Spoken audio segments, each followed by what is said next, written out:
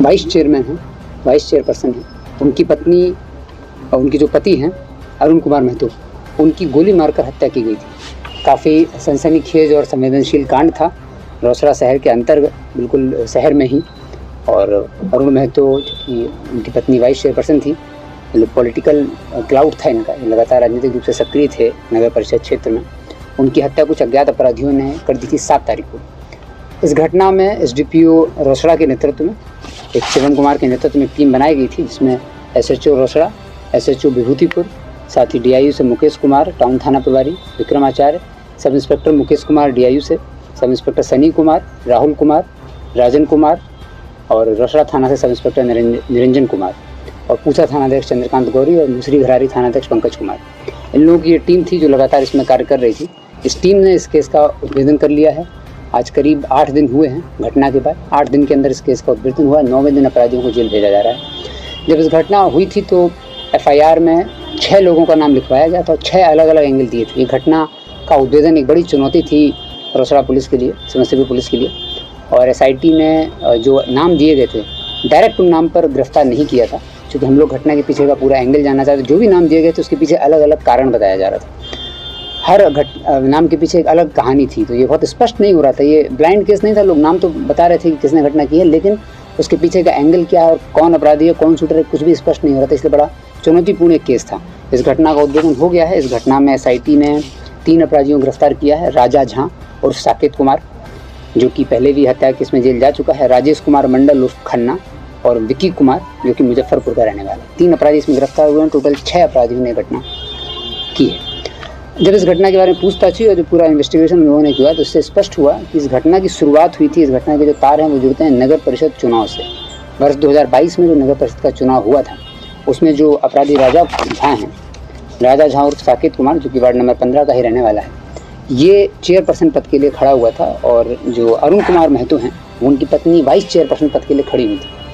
तो जब इन लोगों के बीच में, अरुण कुमार महतो और राजा झा के बीच में पहचान थी, बोलना चलना था और दोस्ती थी, इन लोगों ने आपस में एक दूसरे को सपोर्ट करने की योजना बनाई और वोट ट्रांसफ़र का, कि पॉलिटिकल वोट ट्रांसफ़र होगा, ये उनको सपोर्ट करेंगे, वो उनको सपोर्ट करेंगे। लेकिन जब चुनाव हुआ, चुनाव के रिजल्ट आए तो वर्तमान चेयरमैन जो है श्याम बाबू वो जीत गए और राजा झा हार गए।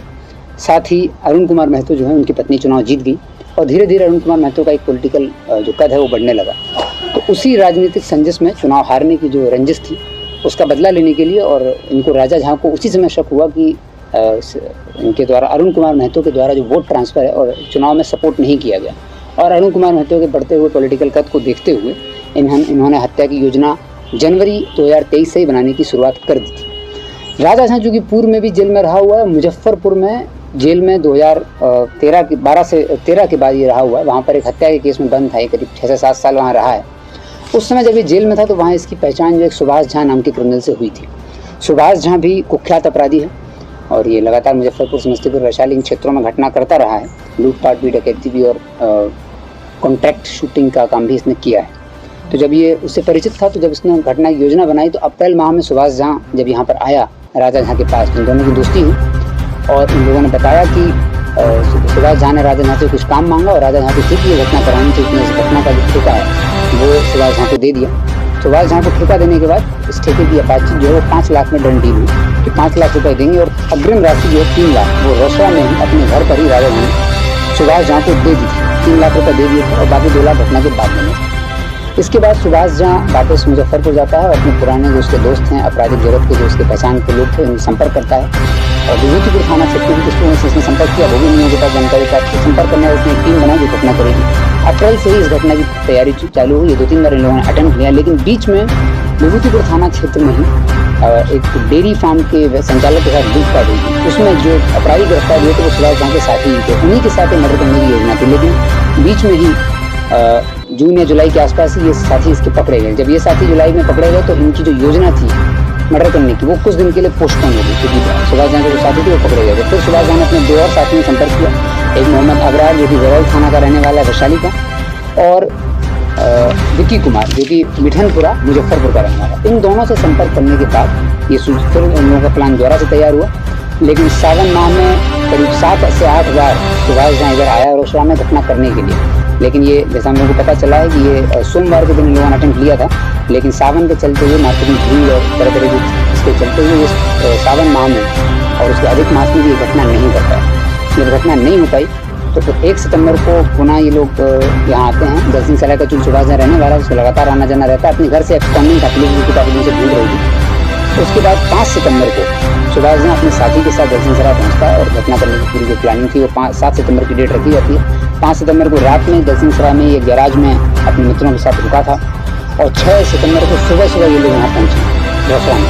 पहुँचने के बाद एक दुकान पर इन लोगों ने चाय वगैरह पी और उसके बाद सुभाष जहाँ लोकल से चोरी परिचित था, वो राजा से मिलने आता जाता रहता था, तो उसने एक लॉज ढूंढी थी। आदित्य ठाकुर की लॉज है, जिस लॉज में इन लोगों ने लॉज वालों को बेटी बनाई गंती में पढ़ने वाले लड़के हैं और हमको अगले 1500 रुपये की उनकी बात थी लॉज में एक कमरा लेने की, तो उनको महीना भर कमरा लेना। लॉज वाले ने भी, जो हम लोग बार बार कहते रहते हैं कि किसी भी आदमी का कमरा हो तो आधार कार्ड आइडेंटिटी कार्ड ले लें, उनने भी बहकावे में आकर के आधार कार्ड आइडेंटिटी कार्ड वगैरह नहीं लिया और उनको सिर्फ रूम में रहने के लिए अलाउ कर दिए। तो एक रात ये लोग उस घर में रहते।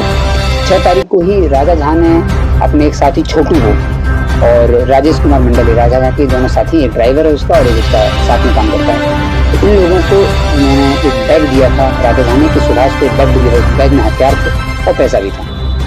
वो बैग और हथियार राजा इनके अरुण कुमार महतो घर के पास कुछ दूरी पर एक मंदिर है, उस चौराहे पर डिली हुई थी बात देने की। वहीं पर छोटे और राजकुमार मंडल ने बैग दे दिया। उसमें हम लोगों ने सीसीटीवी फुटेज में भी देखा है, वहाँ वो बैग दे दिया। बैग देने के बाद ये अपराधी वो हथियार लेकर के जिस लॉज में रुके थे उस लॉज में चले गए।